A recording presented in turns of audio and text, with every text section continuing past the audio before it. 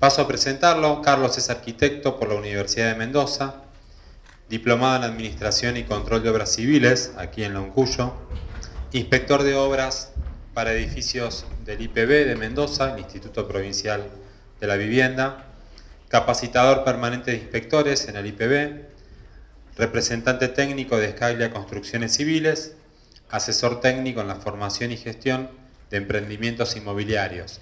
Se ha desempeñado, charlábamos hace un rato, gran parte de su vida como director de obra, y esto es lo que nos viene a contar: el rol, su experiencia en este rol de dirección y ejecución de las obras.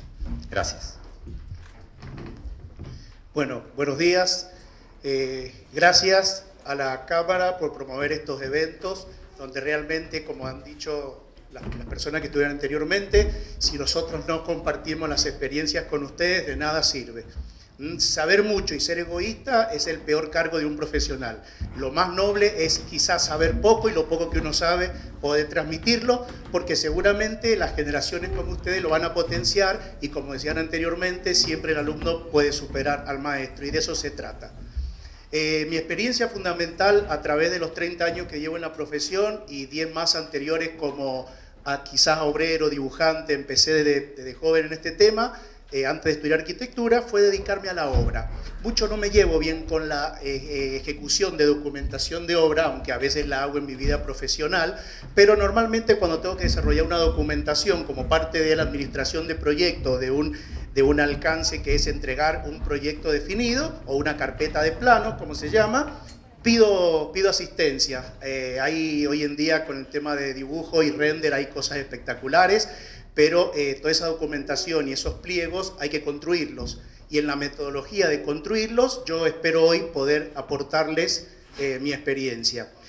Para hablar del desafío de la obra, lo primero que quiero hacer, vamos a convenir algunas cosas, algunas frases, aunque a mí mucho no me gustan y después nos vamos a meter en la obra, porque hay que establecer ciertos parámetros para saber dónde y cómo, de qué estamos hablando.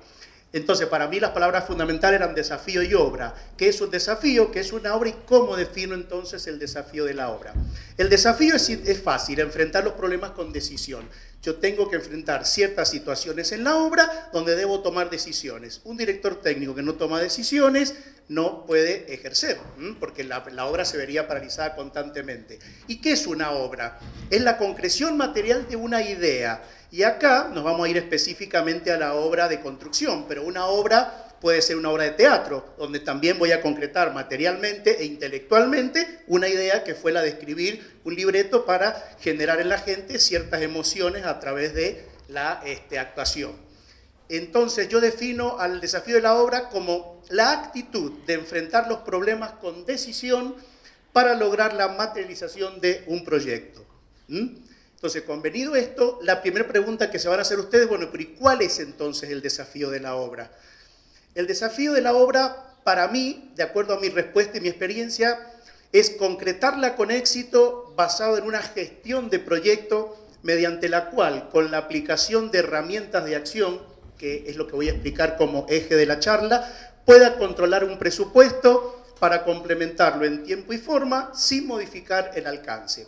A ver, es una definición muy larga, muy tediosa, pero ahí está resumido el ABC de lo que yo debo controlar como director técnico para que mi obra sea exitosa y mi reconocimiento profesional vaya hacia adelante. Pero igualmente me va a quedar una duda, que con el correr del tiempo seguramente la voy a despejar. ¿Qué duda puede quedar cuando termino una obra? ¿A alguien se le ocurre? ¿Que termina la obra y qué? ¿Qué pasaría? Eso tiene que pasar. Si eso no pasa, nuestro éxito ha sido muy limitado. ¿Y por qué hablo del comitente de la sociedad? Porque el comitente es el involucrado o el receptor directo que me pudo haber encargado el trabajo. Pero la sociedad puede ser el tercero involucrado donde mi trabajo produzca efectos a través de esa obra que me encarga el cliente en algún proceso que a la sociedad le sea negativo. ¿Se entiende o no? Que no produzca un beneficio. A ver, por ahí les doy un ejemplo. Me encargan hacer o dirigir la obra de la construcción de un club nocturno de diversión, donde sabemos que hoy en día el alcohol, la droga, etcétera, etcétera, está al alcance de todos. Entonces, quizá para el comitente que me encargue ese tipo de negocios, es positivo, es rentable, lo hago bien, tiene éxito, se llena de gente, pero para la sociedad genera un problema. Entonces, por ahí son elementos que tenemos que ir manejando nosotros. Y yo para eso me voy a valer de 6 herramientas de acción en la obra. Son mis herramientas de acción en la obra que quiero transmitírselas a ustedes, y si algunos piensa algo diferente, no tengo problema que levante la mano y lo vamos interactuando. Esto trata de ser una charla de exposición, pero acepto que me hagan observaciones, que por supuesto bienvenidas sean. Las 6 herramientas de acción: metodología, motivación, conocimientos, perseverancia, liderazgo y humildad. En las 3 exposiciones anteriores se habló de varias de estas cosas, ¿cierto? Que las podríamos relacionar.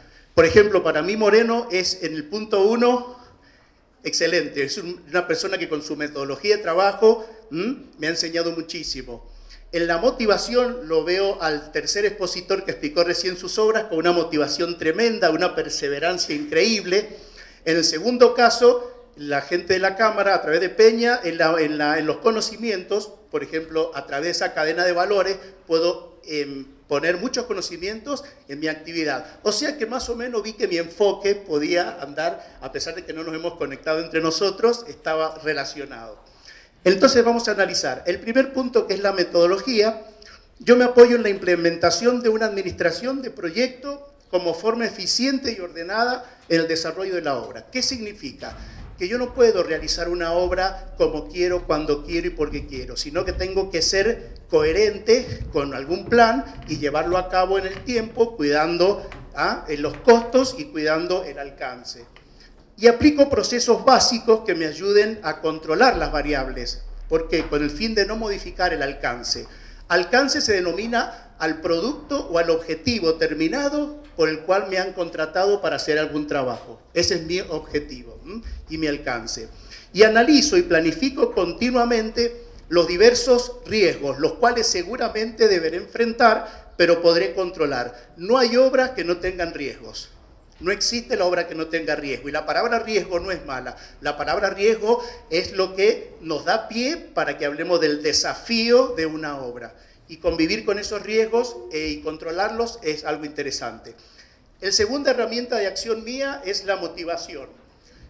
Me concentro mentalmente de forma anticipada a una acción, intentarlo hacerlo con interés, compromiso y diligencia. Poner lo mejor de mí. Si no me alcanza lo que tengo, consultar a los especialistas, salir a buscar a través de internet, a través de gente que ya tenga experiencia en el tema, como nos explicaba Monachelli recién de sus actividades. Eso es muy importante. El conocimiento. El conocimiento busca constantemente la información que me ayude a desarrollar con éxito las tareas asignadas. Si no tengo una base teórica, no voy a poder realizar en realidad lo que yo quiero plasmar en la realidad. Tampoco quedarme con lo otro, pero me hace falta un sustento, un conocimiento previo sobre de qué estoy hablando para saber qué y cómo lo voy a hacer. Y segundo, capacitándome continuamente y actualizando mi cartera de aprendizaje. Hasta el día de hoy a mí me encanta ir a cursos, aprender, estoy ligado a la universidad a través de todas las actividades que hace y a través de mis 30 años sigo aprendiendo y sigo teniendo miles de errores que constantemente los voy evaluando, los voy mejorando, los voy cambiando y es esa evolución lo que hace acrecentar mis conocimientos. E investigando sobre nuevos materiales y técnicas que la tecnología nos pone a disposición. Realmente en estos últimos 10 o 15 años ha cambiado terriblemente la situación de cómo utilizar los materiales. Hay materiales que nosotros ni siquiera sabemos usarlos o que les damos una o dos aceptaciones y realmente han sido diseñados y se pueden explotar desde muchos campos de la tecnología, pero para eso nos hace falta tener algún conocimiento. Y como apoyo, una biblioteca de estudio y consulta. Un director técnico no llega solamente con el casco y los borceguíes a la obra, llega con un manual de instrucciones que si no lo tiene acá, lo tiene que tener por lo menos en la tablet o lo tiene que tener impreso. No nos creamos que todo lo tenemos en la mente y que nos acordamos de todo porque va a ser una falla tremenda. El cuarto punto de herramienta es la perseverancia. Yo acá con este dibujo quise, fíjense, mejorar resultados, análisis, una constante evolución y un camino que nunca termino de recorrer.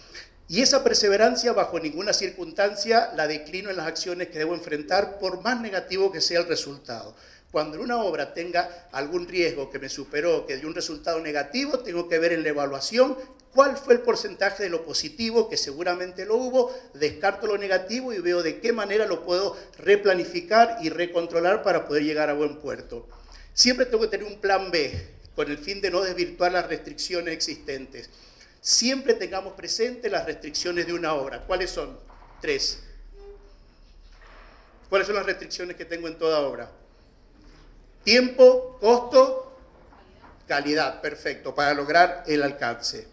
Y esta cualidad debe estar acompañada siempre de claridad, realismo, mesura y paciencia, entre otras actitudes propias de un director de obra.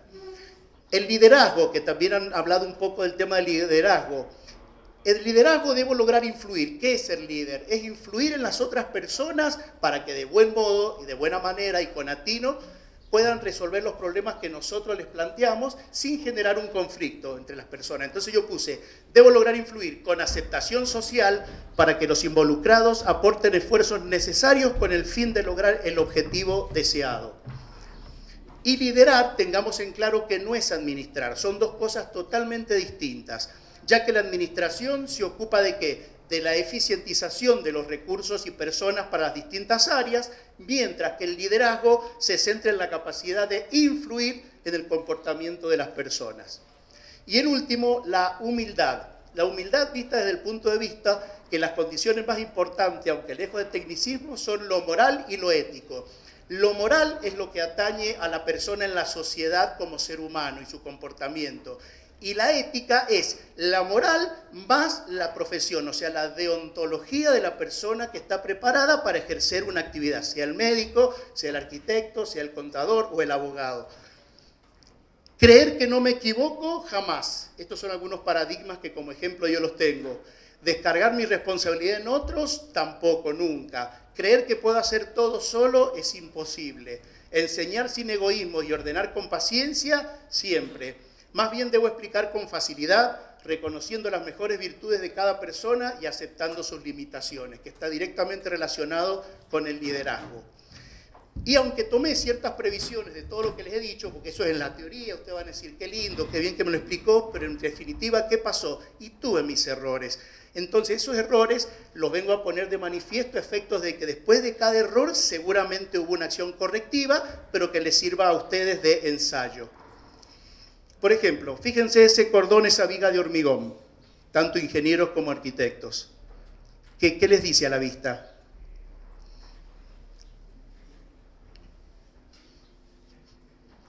¿Qué está pasando? No solamente cuando yo vi eso, dije, acá está pasando otra cosa, pues para haber llegado a esto no es una acción inmediata, es un correlato de malas acciones o malas metodologías que estamos implementando en la obra. Entonces, fíjense, la primera buena acción que entré a seguir era que teníamos un camión de hormigón y que teníamos una máquina que, fíjense, pocas veces visto en alguna obra, lo bajan del camión y a través de una máquina la llevan hasta el lugar de trabajo, por cuestiones de distancia, por cuestiones de comodidad. Normalmente a veces las máquinas descargan con la canaleta sobre las engarillas y las van llevando. En este caso no, dije, qué bueno, este no es el problema. Pero el problema es dónde la está descargando. Fíjense, después de la máquina de cargar, que es todo un tema de movilización de un equipamiento, ¿dónde está dejando el hormigón? En un nylon. Ahí ve algo que ahí estaba tocando mal. Fíjense, dejar el hormigón elaborado, que teóricamente viene preparado de un laboratorio, con unas características especiales, con un asentamiento especial, con ciertas características, y lo estoy dejando en un nylon donde lo está revolviendo ese hombre, amasando con una pala, a efectos de que el agua no se nos empiece a generar segregación. Bueno, logré que a través del tiempo dejaran de usar ese nylon y me colocaran una bandeja de chapa, que tenga un corralito, donde por lo menos poder colocar el material para transportarlo hasta el lugar. Ahora fíjense, es coherente entonces la probeta que hicieron de ese hormigón. Esa probeta se puede analizar, se puede romper, seguramente me va a dar mal, o sea, directamente tengo que descartarlas. ¿Qué quiero yo decirles con esto en esta secuencia? Hay que hacer un seguimiento de las actividades, hay que ver, ser proactivo y estar siempre un paso adelante de a ver qué es lo que ha ocurrido para llegar a esa situación. Este es otro ejemplo, a pesar de que tenemos ejemplos de cómo hacer un nudo columna-vigas, donde los hierros pasan de un lado hacia el otro, donde tiene un torque, gancho o una escuadra, donde tiene hierros adicionales, uno lo explica, pero quizás no lo explicamos bien para que hicieran eso. Ese ejemplo, y es muy común, pero la culpa quizás no es del albañil seguramente o del armador, es nuestra por no haber explicado ese detalle. Entonces, eso, bueno, a clara vista tenía problemas. Y eso es un ejemplo de la herrería artística, porque eso es herrería, eso no es armar un gancho. Fíjense en ese nudo, qué material puede penetrar cuando hagamos el llenado, si está totalmente ocupado con ganchos y etcétera, etcétera. Cuando era muy simple, lo que yo planteaba ahí, que ese diagrama lo habrán visto en todos lados. Fíjense, una cosa tan sencilla como decir, bueno, pero ¿cómo no voy a poder explicarle? Y quizás no se la explicamos bien a la persona, no supimos llegar a él. Provoca estas otras cosas. Esto es un problema que tenemos muy frecuentemente en la obra, donde llenamos la columna hasta un nivel y después en el otro llenado ya no había vibrador, etcétera, etcétera. Entonces son todas situaciones que a pesar de todos los 6 herramientas de acción que yo le dije que iba a implementar, alguna me estaba fallando. Fíjese esto, ¿qué es lo que pasa acá? Acá vino el que hizo la excavación, el que hizo la fundación, el que armó la viga de fundación, el que plantó la columna, el que llenó las fundaciones, ya está en mampostería. O sea, ya han pasado 5 o 6 personas por ahí. ¿Qué falló? A mí me parece que el director técnico. ¿Cierto? No podemos llegar a esa instancia echándole la culpa al anterior, porque si no en una obra la culpa la termina teniendo el pintor, que es el último que se va, pobre, y el que aporta menos cantidad de material a la obra. O esto, tener desfasajes de la mitad del muro. Estas son las acciones que nosotros correctivamente debemos plantear en la obra para que no ocurran, y son desvíos que tenemos que tratar de tomar con tiempo. Fíjense, ¿qué les suena raro ahí? ¿Cómo puedo tener yo una viga cumbrera de madera donde terminan esas 2 vigas témpano, donde no hay ningún nudo, donde no hay nada? ¿Qué es eso? Eso es el ejemplo de lo que no hay que hacer. Bueno, lo hice yo, o sea, gente mía. Y después fíjense que en algunos casos lo corregimos, pero algunos que no terminamos de hacer el control, planificación y cierre famoso que yo le hablo de mis herramientas de acción. ¿Qué pasó? Llenaron la viga de abajo, llenaron hasta donde podían y dejaron los hierritos ahí. Pero ojo, asimismo colocaron el machimbre arriba y ya es un problema que nos costó muchísimo solucionarlo. A pesar de que nosotros hablamos de que para sentar ladrillos marquemos la regla, tomemos la altura del ladrillo, ¿cuánto es la altura de un ladrillón? 7 centímetros, 7,5, 6,5. Démosle 2 centímetros de asiento de mezcla. No, hoy en día le dan 9,5 centímetros a la regla para tener 21 hiladas al dintel, sin importar cuánto tiene el ladrillo. No, el método es nosotros indicarle al que va a sentar ladrillo, mira, la regla vos me la marcás previo a que empecé a hacer emplantillado, me la marcás con 2 centímetros más la altura del ladrillo que tenés que ir a medir y que está copiado en aquel rincón. Entonces así nos vamos a asegurar que podemos tener de 7,5, de 8,5, de 9,5. ¿Podemos tener hiladas de 10 centímetros? Sí. Si el ladrillón es grande y trae 8 centímetros de altura, lo vamos a tener. Pero el tema es ese, ir nosotros adelante. Y a pesar de que acá se cumple medianamente que la junta horizontal es igual que la vertical, que guarda relación, etcétera, pasan estas cosas. No sé si el tipo venía desmotivado, ¿no? Pero yo estaba más desmotivado que él entonces. Fíjense en los encarozados. Suena mal a la vista, aunque no sepan de construcción. Esas son las cosas que le van ordenando a ustedes la visión, la mente, la proyección y el estar proactivo antes. Decirle, mira, cuando vayas a hacer el encarozado previo a poner el machimbre o la cubierta sobre los tirantes, debes ver cuánta es la separación que nos queda y no hacer estas cosas. Ojo, muchas de estas las he corregido, yo he traído los errores para que los vean y no aburrirlos, pero fíjense esto, una pared de ladrillo de panderete donde no tiene ni asiento de mezcla y está llenada la viga arriba. O sea, ¿cómo me puede pasar esto? ¿Cómo me puede haber pasado esto si después vino uno que armó el hierro, otro que lo encofró y otro que lo llenó? No pueden pasar esas cosas. Hay que estar antes en la obra. Fíjense este tema. Hacemos cubiertas, llenamos la viga, dejamos los alambres para atar los tirantes. ¿Y qué pasa? Después vienen y no apoyan los tirantes en la viga porque le faltó altura. Estructuralmente, ¿de qué me sirve si el proyecto me dice que el tirante apoya en la viga? ¿Qué es lo que está entonces? ¿Qué es lo que va a pasar a ser la estructura del tirante? Esto, que para colmo no lo voy a llenar ni siquiera de hormigón, lo voy a llenar con un encarozado que puede ser el que estuvo más atrás. Peligro. Entonces, esas cosas, niveles, etcétera, etcétera, tenemos que tener planificación, tenemos que tener control. Y todo eso se logra con una metodología continua. Acá, por ejemplo, ¿qué les hace ruido ahí? A mí me hace ruido que la madera me está cortando la estructura de la columna. Cuando vaya a llenar de hormigón, ¿qué está pasando ahí? Este listón se debería haber cortado acá y se debería haber cortado ahí, para poder darle continuidad a mi columna, que para colmo es una columna de tanque, donde va a soportar 1100 kilos puntualmente. Con el tema de las instalaciones, fíjense, vine y le observé de que la separación tenía que ser, normalmente uno conviene que son 22 centímetros. Bueno, como no le dio, ¿qué hizo? Me inclinó la fusión.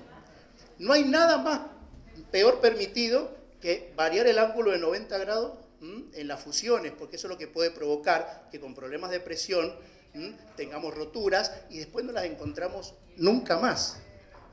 Y a pesar de eso pasan estas cosas. ¿Para qué le hablé de que a los 22 centímetros, con 10 centímetros de altura entre el agua fría y la caliente esté la descarga? Ojo, vino el instalador, vino el que hizo el parche, ayuda de gremio, vino el ceramista y después vine yo. ¿Y yo dónde estaba? Tengo que estar antes.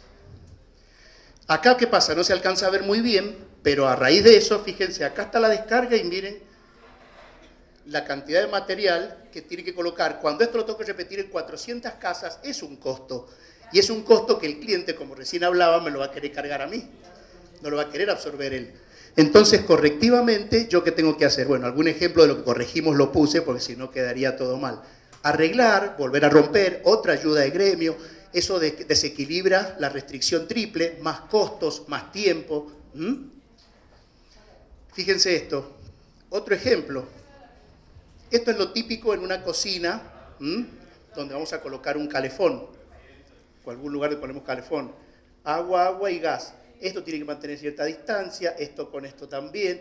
O sea, hay que hacer plantillas, hay que explicarle a la gente cómo hacerlo, y todos esos procesos, a la gente que se pone a trabajar en la construcción, por ahí le cuesta llegar a esas cosas. Fíjense, el caño curvo, alguien inventó el caño curvo. Yo jamás he comprado un caño curvo, pero acá ya vi que lo tenían. Fíjense la ingeniería que han desarrollado para poder evadir la cámara de inspección y poder traer un pluvial. El ingenio popular puede a veces más que nuestra acción. El tipo tenía que hacerlo y lo hizo. Y yo quizás no estaba en ese momento para poder aplicar mi conocimiento. Fíjense acá. ¿Qué pasa? Esto es una cámara de inspección. Esto es una entrada y esa es una TI, una cámara de acceso para poder colocar algún alambre, para poder tapar en situaciones que tenga acceso. Pero ¿para qué sirve si tengo la cámara ahí? A 1 metro. Porque el plano decía que tenía que estar. Entonces, constantemente yo tengo que revisar la documentación, tengo que ver qué es lo que pasa, tengo que ver de qué forma actúa eso, ¿no? Fíjense acá, si hay algo prohibido para el PVC, es el fuego. Miren cómo han tratado acá para poder hacer estas ventilaciones. Estas son las ventilaciones de los pluviales, que nos obligan a tener tratado con fuego. Han destruido el material realmente. Todas estas prácticas son las que yo quiero que ustedes vayan viendo de que las van a tener que enfrentar en la obra, pero que siempre tienen que tener, como les dije, un plan B, siempre tienen que tener la actitud de explicarle cómo debe hacerlo y siempre deben tratar de llegar antes. Esto es una puesta a tierra, ¿verdad? De una pilastra de 2 viviendas. ¿Qué dice el reglamento? Que los cables tienen que ir por lo menos a 70 centímetros de profundidad o a 40, con una malla de protección o un hilo de ladrillos, más o menos eso lo han visto, para que la persona que el día de mañana, si es un jardín, vaya a excavar, no pueda romper ese cable, Protodur. Acá lo estaban poniendo a ras del nivel de piso de una manera común. Bueno, eso es lo que había que hacer. Colocarle un caño, darle profundidad para poder hacer bien la instalación. Eso es muy común en las obras. Uno de los grandes temas de nuestras obras son la higiene y la seguridad laboral. La higiene y la seguridad laboral es responsabilidad del director técnico. Si bien hay un licenciado o hay un técnico que es el responsable de la programación y de la aplicación del programa, ustedes son solidariamente responsables por ser el director de la obra. Entonces, todo ese tema, apenas llegan a la obra, si hay alguien sin casco, si hay alguien sin zapatos, si hay clavos en el piso, hacer una recorrida antes de irse a su oficina para ver qué es lo que está funcionando o qué va a empezar a funcionar mal en la obra en el día de trabajo. Después, bueno, eso es lo que había en la obra. No lo usan, a veces por no caminar 50 metros hasta ir a buscarlo. Este caso, fíjense, un hombre con una moladora tirándole todas las esquirlas al tablero eléctrico. Pobre tipo, no se dio cuenta de lo que estaba haciendo, pero tampoco nadie, y con la puerta abierta del tablero, para colmo, todas en contra. Entonces, esas son las situaciones que nosotros debemos tratar de controlar. Con el tema escaleras es todo un tema. Eso es un tema que nos cansamos en la obra de decirle a las personas que cómo es el tema de las escaleras. Ese es un ejemplo de una escalera bien colocada, en su altura, en su retiro de la pared, pero fíjense lo que pasa. La escalera le faltaba la mitad. El tipo llegó a un punto donde tenía que dar un salto para llegar y el que estaba abajo le estaba sosteniendo la escalera. Pero después se empeoró la situación, porque se subió el otro también. No hay nada más prohibido en una escalera que subir más de una persona. O sea, una escalera tiene que usar uno por vez.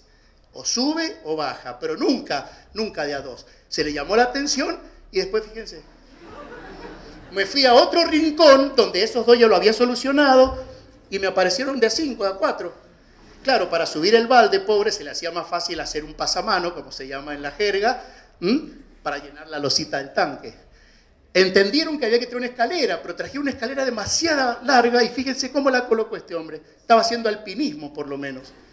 Fíjense la postura que lo están poniendo, cuando en realidad la relación de colocar una escalera es esto una vez y esto hasta 2 veces y media. Ahí estaba pasado 45 grados, pero mucho. Entendieron y la pusieron, pero se bajaban mirando hacia adelante. Jamás te podés bajar de una escalera mirando hacia adelante, nunca. Prohibido. Y después al final, bueno, lo logramos. Entonces, eso es parte de la perseverancia, es parte de insistir, es parte de lidiar todos los días con esos riesgos, para que la gente pueda aprender. En definitiva, no lo hacen de mala voluntad, lo hacen quizás porque su motivación no es la misma que la mía, vienen cargados de sus problemas, y yo tengo que ser capaz de ser receptor de esas situaciones. Fíjense con los andamios. Acá, ¿qué hay? Hay un andamio muy bien colocado, está fijado, hay tablones, hay 2 tablones que nos dan el ancho. ¿Y dónde colocan la escalera? En el peor lugar, en un tablón suelto que va de un lado a otro, en un hueco. Y ahí, en la caja del ascensor. Esa es una madera donde hacia abajo habían 6 pisos. Imagínense que el tipo sube por esa escalera, pobre, y se le rompe esa madera. Ojo, y no es que abajo de esa madera había otra y después había otra. Caía 6 pisos. Entonces, a ver, mi visión no es solamente el hierro, el hormigón, la armadura, el encofrado, la secuencia de obra. Es un montón de otras actividades que tengo que tener yo como herramienta de acción para poder mitigarlas. Y ahí está el tema de, uno le explica que los andamios, el ancho máximo es 2,50, la altura del tablón es etcétera, y aparece esto. Fíjense, no hay nada más ingenioso que lo que hizo este tipo. Seguramente tenía 2 rollizos arriba del techo, le colocó 2 reglas, ni siquiera son 2 tablones, son 2 caños estructurales sucios, y se puso ahí a hacer un trabajo que en realidad es un trabajo horrible. Ponerse a hacer este cierre abajo del tanque es un trabajo muy feo, pero bueno, hay que hacerlo. Y este dijo, a mí no me va a ganar la inclinación. Entonces, para no tener ni que agacharme ni elevarme, voy parejito con la pendiente del techo. le decimos a la gente que tienen que buscar cabos de vida. ¿Saben lo que son cabos de vida cuando trabajan en planos inclinados? Bueno, buscar algún caño, buscar algún cable. ¿Para qué se me ocurrió decirle eso? Buscó el caño de la luz. Fíjense que se ha tomado con su arnés al caño de la luz, que está puesto así nomás y esto está sostenido con 2 clavos de 2 pulgadas. O sea, va a pasar para abajo él y la instalación eléctrica. Pero bueno, quizás yo en su momento no le expliqué bien qué era un cabo de vida, cómo armarlo, no me asesoré ni fui a controlar que realmente lo hicieran como lo dije. Y esto demuestra, a mi entender, una mala secuencia de obra. ¿Cómo puedo estar haciendo yeso o revoques y haber puesto la carpintería de aluminio? Pasa. Fíjense que la puerta está puesta, pero no está puesto el vidrio de la puerta. Y normalmente los vidrios vienen con la carpintería de aluminio, porque es un producto terminado. Viene al obrador, se estiba y después va y se coloca. Lo atornillo, lo coloco con fijadores, etcétera, etcétera. Pero es una cosa que en ese momento no debería haber estado ahí. Sumado a que fíjense que es una carpintería metálica y las hojas están aparte. Podrían haber venido el último día antes de entregar la vivienda. No, estaban ahí. El otro tema, ustedes tienen que dar una recorrida periódica por los galpones, los depósitos de mercadería, cómo están almacenados, a pesar de que tienen una persona en higiene y seguridad, a pesar de que tiene un encargado cierto del pañol, a pesar de que hay ciertas previsiones, hay veces que se pasa. No podemos estivar los rollos de membrana en 8 o 9 hileras, porque seguramente cuando lo vamos a usar ya está todo una elipse. Y cuando lo vamos a enrollar, y más si es un día frío, porque nos puede tocar poner membrana en invierno, no la vamos a ablandar más. El no crack va a pasar a ser sí crack, porque se va a romper entera esa membrana. Entonces, bueno, ver esas cosas. Y lo que a mí me alerta es que, ojo, tanto los que dirigimos obras como los que proyectan estamos en igualdad de condiciones. Los problemas de los procesos de la obra empiezan el 45% en el proyecto, en la documentación deficiente o incompleta. Y el otro 45% lo repartimos nosotros. Porque 30% en el proceso de ejecución, mano de obra, y 15% lo que pueden aportar materiales que no sean adecuados para ese fin. Y lo último, el uso, que por ahí si tampoco hacemos un seguimiento y no indicamos cómo se usa, puede caer en ese problema.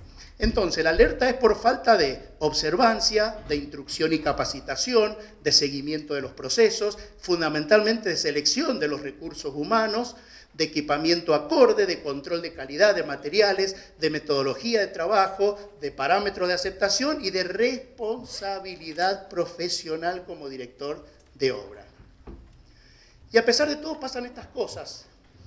Estas son cosas terminadas donde uno dice, bueno, pero acá, a ver, yo les vine explicando que habían acciones correctivas. Después de todo lo que les mostré de mis errores de obra, vino alguna corrección donde tratamos de el plan B, corregir esos errores. Pero y acá ya está terminado. ¿Subirá el auto? Está medio difícil, ¿no? O esto. Había que poner 20 hileras de 20 asientos y cayó en la columna. Y bueno, y lo dejamos. ¿Qué va a hacer? Pero alguien vino y lo colocó el asiento. O pasan cosas como esta. Si él no puede conmigo, yo voy a poder con él. Buscar niveles para poder desarrollar un inodoro allá arriba, porque quizás no le daban las pendientes a la cloaca, quizás puede ser, y este otro que era tan chico, el baño, que no habría ninguna manera, y dijo, bueno, por lo menos tengo hasta ventilación, puedo lograr cuando la puerta está cerrada. No es lo más agradable en un baño, pero bueno, puede pasar. O esto, multiplicidad de uso. Ojo, no son fotos trucadas, son fotos de cosas que han pasado, donde yo he estado investigando el porqué, que no viene al caso, pero hay cosas que están mal acá. Algo llegó tarde, algo llegó después. En este caso, uno de los dos mingitorios llegó después, no había que colocarlo. En el otro caso, o no va el mingitorio o no va la pileta con descarga. Pero también tenemos que ver de que somos muy castigados nosotros, los arquitectos y ingenieros, porque no nos muestra a la gente cuando explica qué pasó en una obra todo el proceso, que es una película. Nos presenta una foto. Entonces yo les digo, miren este tipo, ¿cómo va a ser eso? Pero es increíble. Bueno, pero eso es una foto donde no explica, la realidad de la cosa es esta. Es una vivienda en San Francisco donde las calles son tan inclinadas Pero si alguien maliciosamente, y a ese concepto voy, nos quiere presentar a que una foto es la obra, no. La obra no es una foto. La obra es una película que empieza el día que hicimos el replanteo y termina el día que las entregamos a satisfacción de saber si nos la va a aceptar el comitente de la sociedad, como les dije al principio. Y hay otras obras que, a pesar de sus errores, han tenido un éxito terrible. Jamás se imaginó la persona que diseñó este campanario de la Torre de Pisa, porque es un campanario de una iglesia, o sea, tampoco era tan importante, pero a raíz de los problemas que tuvo, todo el mundo se muere por sacarse, hay que hacer turno y fila para sacarse una foto en la Torre de Pisa, con esta situación de querer enderezarla. Esto provino obviamente de un proceso de fundación de los terrenos mal tomados. Entonces, por lo tanto, debemos tener presente que, después de este sintético panorama que les he mostrado, que fíjense, la curación de un enfermo o el éxito de un pleito depende de diversos factores ajenos a la actividad de un médico o de un abogado. Entiéndase, para el enfermo el médico, para el pleito el abogado. Por el contrario, la durabilidad de un edificio depende casi exclusivamente de los materiales y la técnica empleada por los profesionales intervinientes. Es claro eso, ¿no? O sea, a nosotros nos cae todo el peso de la ley, pero no por eso vamos a dejar de ser obras, porque no hay nada más lindo que poder materializar una idea, como yo les dije al principio. Entonces, en función de lo que dije, podemos aseverar que proyectar, planificar, dirigir y construir, que es la etapa en la que yo estoy, una obra con total despreocupación de la suerte que correrán los que deben concretarla, es una acción delictiva. Y nosotros no somos delincuentes, somos profesionales que debemos propender por nuestro bien y por el de la sociedad. Y me resigno a aceptar este pensamiento que encontré. Fíjense que a veces, haciendo las cosas bien, en algunos casos las he hecho bien a través de los años, se me planteó ciertos problemas. Que si de mi correcto accionar profesional surgiera la imperiosa necesidad de reclamar mis derechos y defender mi trabajo, debo tener presente que para entablar un pleito voy a necesitar varias cosas. Por ejemplo, paciencia de ermitaño. No puedo terminar una obra y empezar a generar tantos problemas donde me van a pasear por todos lados para poder dedicarme el tiempo a eso. Va a hacer falta bolsillo de banquero porque me va a generar gastos. El reclamar me va a generar gastos. Tengo que poseer la razón, y la razón mía puede ser que no sea la razón del otro. Poder explicarla con sabiduría, esa razón que yo tengo, que hoy en día nos cuesta mucho en la comunicación. Por ejemplo, ya hemos visto que en la obra, por ahí no supe comunicarle a la gente cómo había que hacer las cosas. Buscar a alguien que me escuche, porque también es eso, tengo que buscar a alguien que pueda escuchar mi razón que yo quiera tener. Encontrar un juez que me entienda y un deudor que me pague. Muchas veces, profesionalmente, he terminado obras males o bien, he tenido que ir a algún pleito y en realidad les digo, el consejo no sirve. No sirve entablar pleitos en la relación profesional nuestra con la dirección de obra. Debemos tratar de terminar en los mejores términos, irnos si nos hace falta, pero siempre por la puerta grande, tratar de dejar solucionados o encarados todos los problemas, que nada quede pendiente ni manchado mi nombre con que a futuro me puedan reclamar algo. Y entonces saqué de Mario Bunge, que es un filósofo y científico argentino contemporáneo nuestro, algo muy sabio, que dice: ni el arte ni la técnica separados pueden tanto como cuando actúan combinados. Está muy bueno eso, ¿eh? No se trata solamente del arte puro, ni se trata de la técnica pura. Es una conjunción, es una mezcla de todas esas situaciones que nosotros debemos tener respecto a una obra. Y en otro pensamiento, y esto sí, nunca baso mis decisiones en consejos u opiniones de personas que no tienen que lidiar con mis resultados, consecuencias o destino. Siempre por consejo busquen dentro de la obra o del ámbito un consejo o algo de alguien que tenga que ver con eso. Porque el que está afuera puede dar una opinión muy sencilla. Y eso no está bueno. Siempre tenemos que buscar a alguien que esté involucrado y que se sienta comprometido como nosotros. Y esto también me pareció bueno, que las cosas buenas siempre llegan a aquellos que se rompen el alma para alcanzarlo, no a los que lo saben esperar. La obra tiene tiempos, tiene costos, tiene alcances, tiene una dinámica, la gente está deseosa de esperar. Para una mujer el primer día de embarazo lo va transitando porque está esperando el mes 9, quiere parir. Bueno, en la obra también hay una actitud de parir. Ojo, a veces parimos con cesárea o a veces parimos naturalmente. Si nos compramos quizás una vivienda existente y la tenemos que remodelar, ¿qué estamos haciendo? No sufrimos al principio, pero sufrimos al final, porque no sabemos dónde llegamos. Bueno, ¿eso le pasa a qué? A ver, las mujeres. ¿Qué se sufre primero y sufre después? El parto. Y al contrario, cuando empiezo a construir una vivienda, es como si fuera una cesárea. No voy a sufrir y después a la larga lo voy a poder disfrutar. Cada cosa tiene su condimento, lo importante es saber en qué momento. Y esto para mí, que lo encontré de Platón, me pareció muy bueno. Fíjense, el que aprende y aprende y no practica lo que sabe es como el que ara y no siembra. O sea, tenemos que nosotros hacer la obra, tenemos que ir adelante, tenemos que practicarla, tenemos que ver materiales, tenemos que ensayar nuevas técnicas, tenemos que consultar, tenemos que hacer interrelación, tenemos que hacer una serie de cosas que solamente el objetivo alcanzar en mi vida profesional, mi planificación y orden, que es la metodología que les hablé al principio, mi pasión por el trabajo, que es la motivación, otra de las herramientas de acción. Mi constante aprendizaje, los conocimientos, mi tercera herramienta de acción, mi continuidad e insistencia, es la perseverancia, mi cuarta herramienta, mi capacidad para comunicar, el liderazgo, esa actitud de influir en los demás para que hagan las cosas de la mejor manera y sintiéndose a gusto, mi autocrítica constante, la humildad. Esas son las 6 herramientas que yo les nombré al principio y que todavía hoy, a pesar del tiempo, las sigo perfeccionando, las sigo buscando y sigo tratando de encontrar cuando algo no tiene alguna explicación. Son esas 6 que les presenté al principio. Optimizar mis 6 herramientas de acción. Así que bueno, quedo a disposición de ustedes. Gracias. Este es mi contacto. En lo que yo los pueda ayudar, encantado, y no me va a molestar para nada que consulten. Gracias.